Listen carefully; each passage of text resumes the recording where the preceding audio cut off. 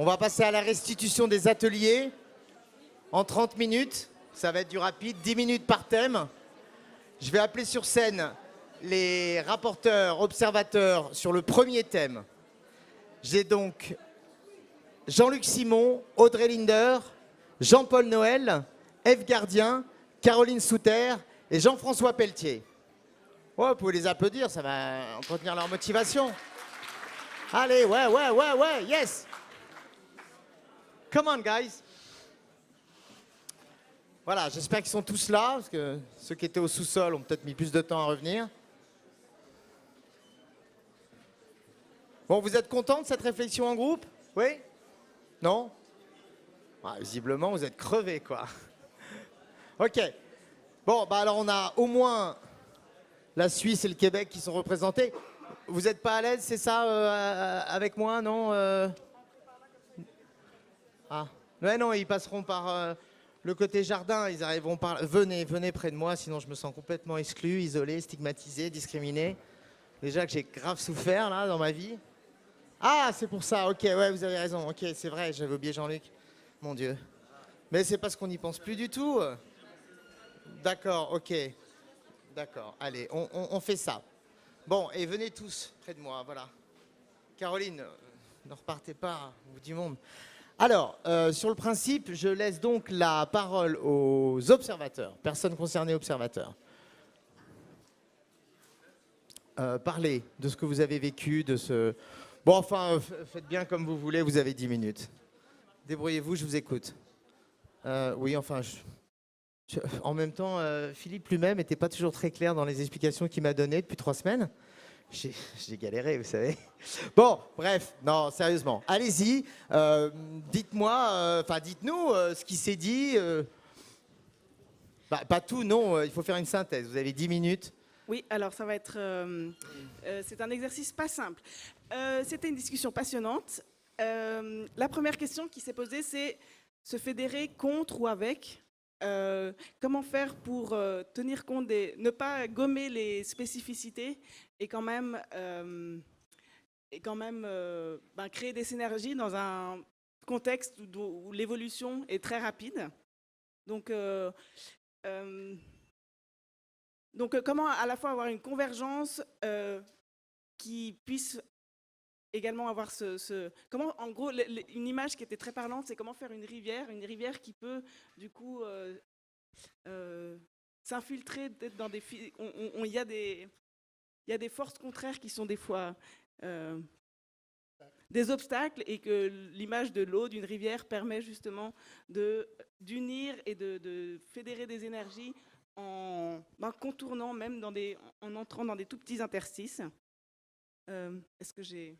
C'est ce que j'avais noté. Fédérer sans uniformiser. Fédérer quoi? Au juste des associations qui existent déjà. Des associations qui, elles, sont composées d'individus qui partagent, qui ont en commun, par exemple, l'exercice d'une même profession. Est-ce que ça exclut les gens qui le font spontanément de tout temps? Il y a toujours eu de l'entraide.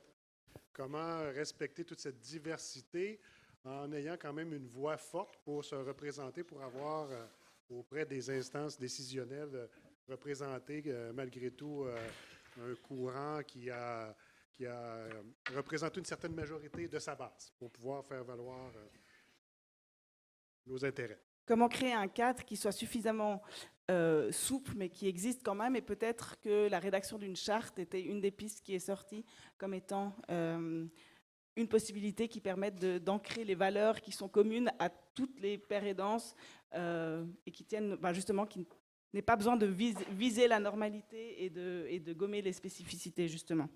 Oui, et une charte où on mentionnerait les droits et aussi les devoirs. Parce que comme profession en émergence, mais il y a aussi le droit du public à un accompagnement rigoureux, professionnel et qui, premièrement, doit être aidant et surtout ne pas nuire. Alors, l'intérêt du public aussi qui n'est pas nécessairement représenté ici, qu'on n'a pas beaucoup entendu parler. Et pour tout ça, afin d'éviter l'instrumentalisation. Voilà, c'est ce qu'on a observé. Voilà pour nous. Une restitution d'un deuxième duo. Jean-Luc, Audrey. Alors, de notre groupe, qu'est-ce qu'on retient? On retient un certain nombre de mots. Je pense qu'un des mots qui a été dit beaucoup, c'est peut-être liberté.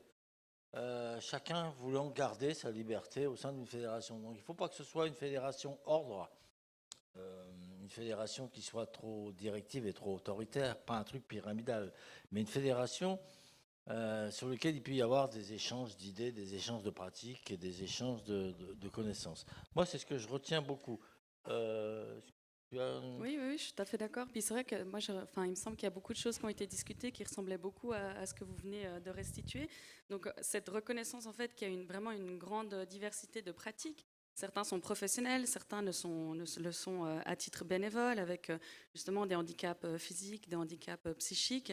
Et cette idée, en fait, finalement, que la fédération, elle doit permettre de rassembler les gens, en fait, et aussi peut-être d'avoir un pouvoir de représentation auprès des instances, notamment politiques, mais sans justement chercher à gommer, en fait, ces différences qui font la richesse de la pérédance ou de la pérémulation au sens très large. Donc vraiment un attachement très fort, je crois, à ce que la diversité de pratiques qui existent puisse continuer d'exister, mais en offrant peut-être une fédération qui vienne soutenir, rassembler, enrichir aussi, qui permette de mettre les personnes en lien pour que ces personnes puissent plus facilement peut-être échanger des pratiques, trouver du soutien pour tel et tel événement, telle et telle pratique.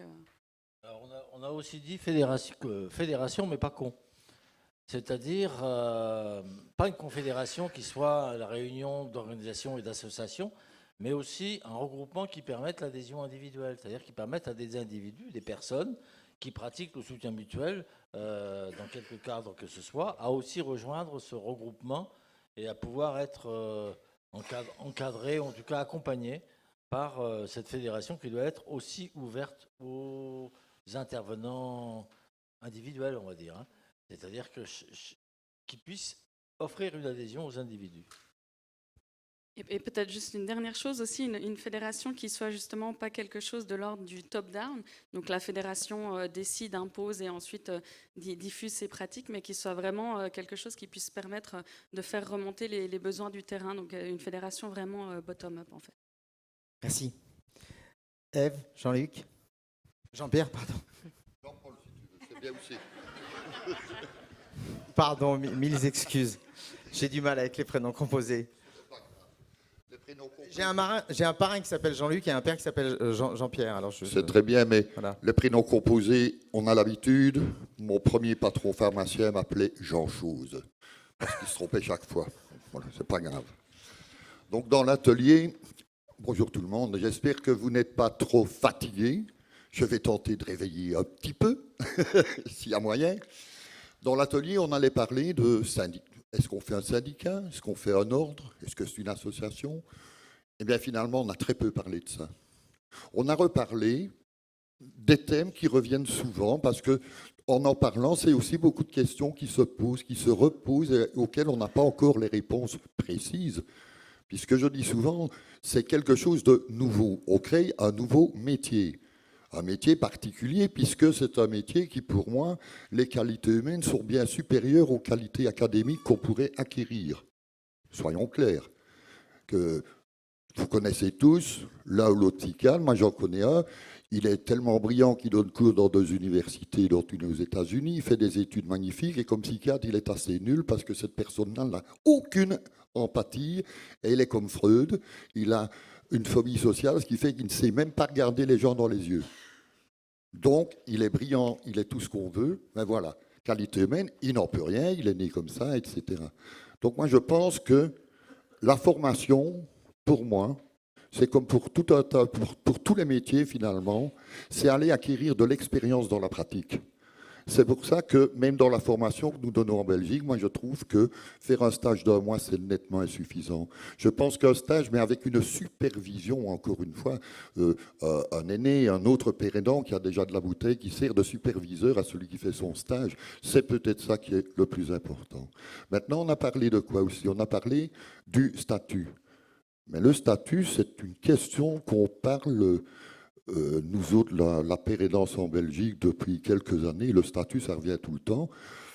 je me dis, OK, un statut, il faudra un statut, puisque c'est un métier, mais c'est quelque chose qui n'est pas la priorité, selon moi, parce qu'un statut, c'est quelque chose qui est vraiment administratif, c'est pour adhérer à un salaire déterminé, c'est pour adhérer à une convention collective, etc., etc.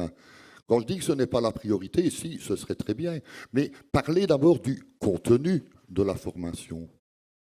Et quel contenu? Encore une fois, je viens de dire les qualités humaines, donc c'est-à-dire celle qui est pour moi l'intelligence la plus belle, qui est l'intelligence émotionnelle, qu'on n'arrive pas nécessairement à apprendre à quelqu'un, mais quand même, dans les formations que je peux donner à gauche, à droite, il y a la formation à l'écoute active, parce que être écoutant, c'est quelque chose qui paraît évident, mais quand vous écoutez votre copain ou votre voisin qui vous parle de ses corps aux pieds, après 30 secondes, vous ne l'écoutez plus. Donc bien écouter, c'est déjà quelque chose qui peut s'apprendre. Il y en a qui ont ça de manière innée, mais ce n'est pas tout le monde. Donc je reviens tout le temps à ces qualités d'écoute. La communication non violente, c'est quelque chose qui s'apprend en 2 minutes. Ça va, je vais faire court. Parce qu'une fois que je m'emballe, moi, ça peut durer. C'est 2 minutes pour tout le monde. C'est-à-dire y compris pour Ève. Oui, oui.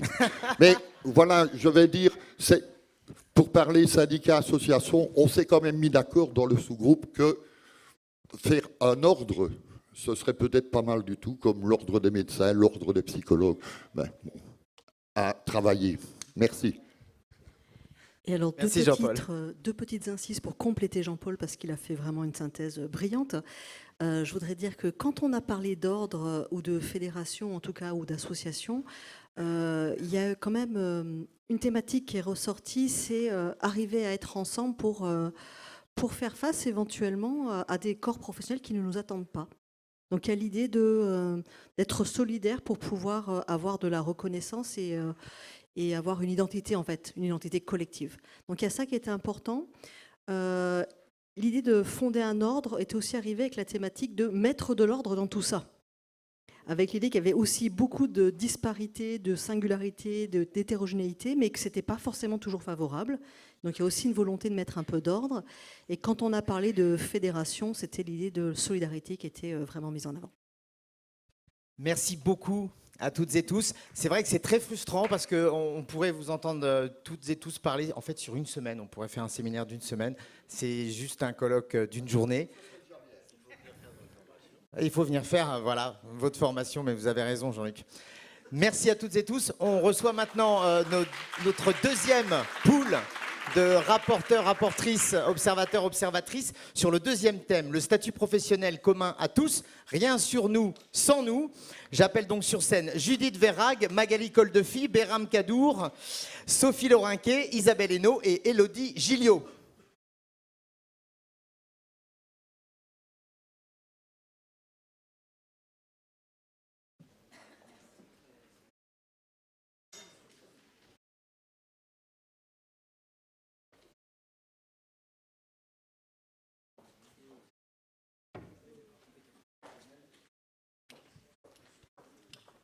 Saisissez-vous des micros, je vous en prie. Librement, prenez la parole, ceux ou celles qui préfèrent commencer. Béram, oui? Ok. Donc par rapport à la question sur le statut, on a commencé par faire un constat de l'existant. Donc il y avait quelques témoignages de centres médico-sociaux qui parlaient de leur retour d'expérience sur le fait d'intégrer dans leurs équipes des pairs aidants sous différentes formes, parce que ça c'est aussi une autre question. On parlait de pairs aidants, pairs émulateurs, médiateurs santé pairs, patient expert, il y a différentes appellations. Et l'une des propositions qui est sortie, c'est déjà d'homogénéiser dans un statut commun ces différentes appellations, sans pour autant gommer les spécificités que chacun peut avoir en termes de pratique sur le terrain. Donc je reviens à ce que je disais tout à l'heure sur l'existant. Aujourd'hui, ce qui se fait, c'est qu'on essaie de rentrer avec un chausse-pied ces différents intervenants dans des cases existantes et les problématiques qui sont derrière, qui sont créées derrière, c'est des problématiques autour de la reconnaissance du statut de ces intervenants, d'une part, et sur les questions liées à la rémunération. Donc, par rapport à la rémunération, l'une des craintes d'avoir un statut lié uniquement à un diplôme, c'est de mettre en dehors du carreau des gens qui peuvent apporter quelque chose en tant que père aidant, mais pour des questions diverses, ils ne peuvent pas ou ne souhaitent pas accéder à des formations diplômantes. Donc une deuxième proposition qui a été faite, c'est de pouvoir avoir dans ce statut différentes graduations qui permettent d'intégrer toutes les personnes qui peuvent apporter, d'une part, mais d'autre part, pour des questions d'équité liées à la rémunération, pouvoir avoir des grades en fonction de l'acquis et des diplômes qui ont pu être obtenus. En parallèle, avec une analogie par rapport à ce qui est fait ailleurs, notamment l'exemple des intervenants sociaux a été cité. Dernier point, ça a été évoqué tout à l'heure, c'est la question d'avoir une charte par rapport à l'éthique de cette pratique en termes de devoir et devoir et l'opposé. Il y a le mot qui les droits, pardon. Merci. Du coup, tu as bien résumé. Moi, comme j'ai noté quelques trucs. Par rapport notamment, en fait, la nécessité par rapport au financement, en fait, c'est nécessaire peut-être de rentrer un peu dans une case, ce qui était un peu malheureux quelquefois, parce que des fois, il y avait des personnes qui pouvaient être pères aidantes, mais qui auraient pu être... moi, ce que j'ai compris, c'était ça aussi, c'est ce côté des personnes qui ont vécu l'expérience, qui auraient pu être pères aidantes, mais il fallait qu'elles aient le diplôme aussi pour pouvoir rentrer dans la bonne case, en fait. Donc ça, voilà, mais en même temps... tu as bien résumé, j'ai pas grand-chose à ajouter, c'était juste... voilà. Et bon, je vais rien rajouter parce que je pensais ne pas parler, en fait. Moi, j'étais en mode observatrice et je ne vais pas sur scène, et voilà, bon, bref. Du coup, je passe la parole. Judith ? Alors, nous, de notre côté, ce qui est ressorti assez rapidement, c'est qu'il n'y a absolument pas d'identité claire pour les MSP, que ce soit pour les MSP eux-mêmes ou pour les équipes qui les accueillent, notamment sur le nom, qui est vraiment, il y a un vrai problème d'identification entre les bénévoles, les professionnels, etc. Donc les besoins de faire un statut, qui est une reconnaissance du métier, c'est clairement un vrai besoin. On s'est dit que, étant donné que le métier est vraiment à part, puisque ce n'est pas des tâches précises qui le définissent, mais plutôt un modèle qui est le modèle du rétablissement, ça pouvait passer par un recensement des fiches de poste, des fonctions et des tâches qui existent selon les structures, puisque déjà dans chaque structure, il y a un public différent et des modalités différentes en tout. Donc c'est peut-être un recensement, même peut-être un comparatif des fiches de poste et des tâches réellement effectuées serait déjà quand même extrêmement riche. C'est aussi un statut à construire avec les équipes pluridisciplinaires, puisque c'est plein de gens, plein de métiers différents qui accueillent les MSP. Donc ça pourrait passer par définir une charte, en fait, des valeurs communes, mais qui serait un peu la base de cadre qui puisse ensuite être vraiment décliné et adaptable selon les structures ensuite. Au niveau de l'État, bien sûr, tout ça implique une incitation à intégrer les MSP comme participant vraiment à la richesse de la pluridisciplinarité. Tout ça, ça induit forcément un financement qui irait vraiment de la formation à l'intégration des médiateurs de santé père dans les services. Et tout ce qui en découle après au niveau structurel de tout ce qui touche à la santé. Voilà les grands points pour nous. Magali, vous avez peut-être des choses à ajouter, vous étiez juste dans le pour même atelier que compléter, Judith. Judith a tout dit. Oui, c'était vraiment l'idée que c'était un nouveau métier, qu'il ne fallait pas essayer de le dériver d'autres métiers existants. C'était un métier à part entière et qu'il ne fallait pas le décliner, mais vraiment essayer de mieux le définir. Et juste une phrase que j'avais notée, c'est quelqu'un qui a dit « Le statut est un combat qu'on ne devrait pas avoir à mener ». Car on se bat déjà beaucoup au quotidien quand on est père aidant dans un service. Donc c'est une difficulté supplémentaire de ne pas avoir de statut bien identifié et reconnu. Donc il faudrait que ça avance. Élodie? Oui, donc je me suis trouvée seule animatrice, rapporteuse, observatrice. Donc je vais tenter de vous faire une synthèse de nos échanges. On a soulevé peut-être, c'est sûr, même plus de questions que de propositions. Mais je crois que face à un sujet aussi complexe, peut-être on n'en avait pas le choix. Sur la question du statut professionnel, nous on l'a distingué peut-être en deux parties, avec la question du statut qui renvoyait notamment au droit du travail, à la question de la rémunération, etc. Et puis quelque chose qui était plus de l'ordre du versant des compétences, des missions, mais aussi des attentes que peuvent avoir les services envers les médiateurs santé-père et les pères aidants, pour le dire plus largement. Cette question des attentes, elle semblait importante parce qu'elle pose souci à ceux qui souhaiteraient s'engager et pour qui c'est encore pas très au clair finalement qu'est-ce qu'on va attendre d'eux, vers quoi ils peuvent se tourner, notamment pour se former. L'exemple des infirmières a été soulevé en se disant que peut-être là, pour le coup, elles avaient aussi une diversité de statut juridique, de libéral, d'institution, etc. Une diversité de missions aussi, très spécifique selon les services dans lesquels elles travaillent. Mais pour autant, on est parvenu probablement à définir un statut commun. Et donc, probablement, c'était vers ça qu'on voulait tendre. A été soulevé aussi l'intérêt peut-être de ce qui a été évoqué un peu ce matin, de plateformes ou d'associations qui permettraient de faire quelque chose peut-être de plus indépendant. Ça semblait avoir de l'intérêt pour certains pères qui voulaient avoir cette liberté d'aller et venir et ne pas se sentir trop rattachés ou trop coincés peut-être dans un service ou dans une institution. Et ça semble avoir de l'intérêt aussi pour les équipes qui avaient l'air de dire que peut-être les personnes se permettent plus de venir bousculer se permettent plus de venir bousculer les pratiques quand elles ne sont pas salariées du lieu. Donc voilà, finalement notre question globale était comment est-ce qu'on peut concilier cette liberté, cette flexibilité et cette diversité tout en proposant une protection sociale suffisante, parce que cette problématique des plateformes ou de l'indépendant, on se disait que du coup, si on a des missions au fur et à mesure, le jour où on ne va pas bien, on n'a pas de mission. Et là, pour le coup, on n'est pas traité à pied d'égalité avec d'autres salariés. Voilà. Merci Élodie, merci à toutes et tous.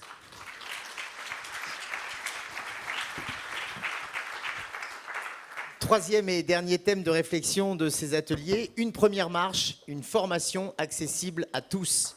J'appelle sur scène Nathalie Debris, Claire Eichbauer, Sophie Collot, Olivia Gross, Julia Boivin et Frédéric Zimmer. On peut les applaudir, c'est toujours agréable.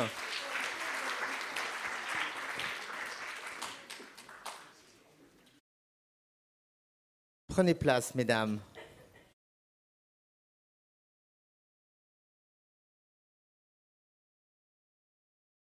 Comme vous voulez, oui. Enfin, en tout cas, oui, 2 par 2, c'est encore mieux, bien sûr. Il y a un petit antagonisme, je vois. Ah non, c'est ça, oui, il manquait une personne. Si, il y a quand même un trou, oui. Resserrez les rangs, s'il vous plaît. C'est plus sympa. Voilà. C'est comme au cinéma, il faut... Ok, c'est parti. Je vous propose de vous saisir d'un micro. Qui veut prendre la parole en premier? Sophie? On y va? Allez, c'est parti, Sophie. Alors nous, donc la formation accessible et commune à tous. Moi, j'avais proposé peut-être quelque chose d'une formation courte. Tout de suite, il y a eu une intervention qu'il ne fallait pas que ce soit court comme formation. Que ça demandait, que c'était tout un parcours de formation, qu'il fallait s'investir, une formation tout au long de sa vie. L'idée de step by step également, qu'il fallait que ce soit accessible sans diplôme, accessible géographiquement, la question de la formation diplômante ou non. Il y a eu également un cri du cœur d'aller sur le terrain pour se former, la question aussi de répondre aux besoins du terrain, alors notamment former les pros, car il serait vain de former les uns sans former les autres. Former les environnements, la question de la reconnaissance aussi, du cadre juridique de la profession. On a abordé aussi quelques thèmes qui pourrait y avoir dans la formation, donc psychologie, pharmacologie, anthropologie, philosophie, tout en phi ou en i. Voilà, d'être formé aux arts aussi et d'avoir des spécificités dans la formation. 2 minutes, ok. Voilà. Est-ce que tu veux rajouter quelque chose, Olivia? Ça va. On n'a que 2 minutes, on n'a que 2 minutes. Non, quand même pas. Non, c'est... Oui. Non, c'est vrai qu'il peut être flippant. Hein. Bon, vous avez quand même au moins 2 minutes par groupe. Voilà. Par duo. Julia. Oui, donc nous, Et Frédéric. les échanges ont été aussi riches et sur ces mêmes questions de est-ce qu'on professionnalise ou pas. Et en fait, sur comment on pense cette formation ouverte à tous, du coup, donc avec une multitude de situations et de handicap ou de déficience. Il y a quand même des choses qui sont ressorties de commun. L'objectif, c'est peut-être de trouver ce qui fait point commun entre nous tous. Et donc, ça va être sur du contenu de l'écoute de l'autre, prise de recul, tout ce qui est de l'ordre de la relation à l'autre, qui semble très importante et qui est au cœur en fait de la relation. Donc, peut-être une formation à être en lien, être en relation. Oui, il y a juste eu on a fini sur un joli verbatim. Ce qui avait été soulevé, c'est qu'il y a quelque chose qui se joue de l'ordre du sentiment et de l'émotion lorsqu'on est père aidant. Et il y a un travailleur père qui a dit que pour beaucoup, le fait de devenir père, c'est une seconde chance. Donc il y a une importance, je crois, à bien penser ces dispositifs de formation pour permettre à ces personnes qui s'y engagent d'y trouver ce qu'elles cherchent. Nathalie et Claire. Voilà. Donc, nous, on s'est arrêté donc, aussi à la première marche. On a essayé de la franchir et en fait, pour essayer de trouver un socle commun pour une formation commune, accessible à tous. Donc, ce qui revient effectivement, c'est... Pardon, excusez-moi. Ce qui revient effectivement, c'est... qu'il y a une demande de formation sans condition de niveau, parce qu'effectivement, qu'est-ce qui crée les qualités d'un père aidant finalement. Ensuite, on s'est arrêté sur des points de méthodologie de formation, c'est-à-dire que voilà, nous aussi, forcément, on s'est concerté pour savoir ce qui faisait commun à ce socle finalement. Donc on a trouvé que créer des compétences pouvait faire partie de ce socle, sachant que en fait, en plus de l'expérience que l'on a, on a aussi un recul sur cette expérience et c'est une compétence parmi une autre. Nous nous sommes arrêtés aussi sur la nécessité de lieux de confrontation des savoirs, des interfaces avec d'autres pères aidants pour pouvoir diffuser à travers un maillage ce socle commun qui doit forcément à un moment donné se déployer sur l'ensemble du territoire et c'est pas une mince affaire. Donc il est ressorti aussi que prendre soin de soi pour prendre soin des autres, c'était une compétence aussi, qu'il y avait une volonté de diffuser un désir de santé important chez le père aidant. Donc concernant les questions qui restent, Sur le statut, donc, on a entendu ce qui avait été dit. Ce qui a été intéressant, c'est qu'il faudrait peut-être dissocier le statut du contenu social. C'est-à-dire qu'à chaque fois qu'on aborde la question du statut, on la dissocie du contenu exact de la formation. Merci. Juste un petit mot de Claire, voilà. Non, encore une fois, on est désolé, c'est qu'on a pris du retard tout au long de l'après-midi. Un petit mot de Claire pour compléter. Enfin, entre Nathalie et Claire, c'est oui. Ouais, mais... Si Nathalie, vous préférez continuer, c'est entre vous deux. C'est comme vous préférez. C'est bon, on vient de s'entendre. Et on a un timer Meister qui est oui, très, mais on a très peur. Très inflexible. Et malgré cette inflexibilité, juste finir ce que Nathalie vous rapportait en disant qu'on a eu une jolie phrase, outre cette question du désir, de la création du désir de santé qui nous a beaucoup touché dans ce groupe-là. Une autre phrase d'un camarade nous a également touché et on souhaitait la partager avec vous. Le père aidant, il aide. Alors, il nous avait proposé une première qu'on a revue ensemble. Le père aidant, il aide 4 fois. Il aide lui-même, il aide les autres, il aide les professionnels et il aide les proches. On voulait simplement partager ça avec vous, ce qui donne un spectre de compétences assez large.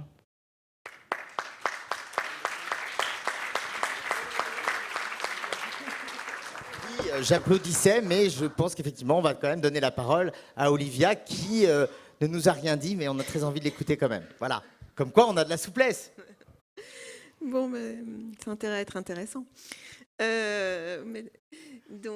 je vais juste peut-être approfondir 2 éléments dont tu as parlé, que tu as rapporté fort justement, Sophie. Cette notion d'agrément, peut-être, qui est le nom est peut-être pas celui qui, en tout cas, ou de certification, c'est-à-dire de formation qui soit certifiée, peut-être pas diplômante, mais en tout cas certifiée, parce qu'il y avait quand même cette crainte ou cette anticipation sur le fait que voilà, tout le monde allait pouvoir se sarguer de n'importe quoi et qu'à terme, ça pouvait nous dépasser tout ça. Donc ça, je pense que c'est intéressant, et l'idée de formation tout au long de la vie, c'est-à-dire en fait un parcours de formation avec cette fameuse première marche et puis ensuite la possibilité d'avoir des modules ou des UV dans différents champs en fonction des appétences de chacun, qui permettent de se construire des parcours très spécifiques en fonction, oui c'est ça, de ses appétences, de ses envies. Et puis, voilà, revenir sur l'idée de aussi quelque chose qui soit... peut-être que c'était aussi une réaction à ce qui apparaît aujourd'hui comme étant un peu élitiste, mais voilà, on a beaucoup entendu cette demande de quelque chose qui ne soit pas sur la base des diplômes, en tout cas pour cette première marche du tout. Et puis, un peu plus tard dans le parcours, la possibilité de faire des VAE. Merci beaucoup, mesdames. Voilà pour cette séquence de restitution. Là encore, je sais, hein, c'est forcément frustrant. On a des intervenants de très grande qualité réunis par Philippe. On a à la fois la qualité et la quantité aujourd'hui. Donc, on aimerait, voilà, toutes et tous nos intervenants vous faire parler beaucoup plus longtemps. Je sais que vous aimeriez les entendre plus longtemps, mais c'est comme ça. C'est bien la frustration en même temps, ça donne envie de revenir pour la prochaine édition, ça donne envie de débattre toutes et tous ensemble. Donc finalement, tant mieux.